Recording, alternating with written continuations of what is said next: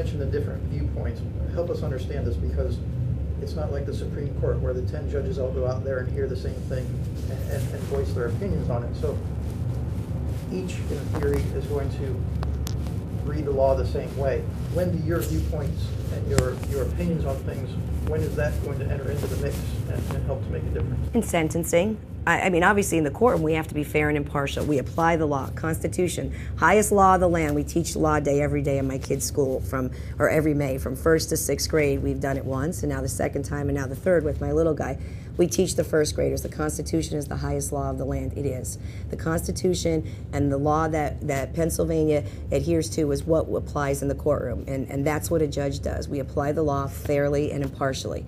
At sentencing, there are things. Nonviolent offenders is a perfect example. They come into a courtroom, and you have, a teenager or a young adult who's made their first mistake. They've got some issues. Maybe it's an underlying drug and alcohol issue that needs to be addressed. Maybe it's an underlying issue because they've been abused as a child and are doing this now and there. Whatever it may be, sentencings are times where alternative remedies are available, where you can use what you understand and what comes to you in places to try and make sure, just locking people up isn't the answer. I mean, our county's had far too much of that. It's time to look at what we do, and that's when the perspectives are different.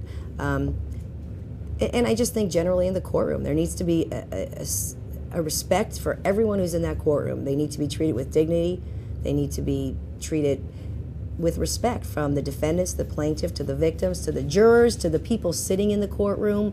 And I bring a huge amount of energy, and thank goodness I'm a very energetic person, because running a campaign is extremely exhausting, and I bring that energy with me, and I think that it's what we need. We need to move cases and move things and work every minute of the day and help to remove this backlog and just bring a whole new perspective into our courtroom and into our bench.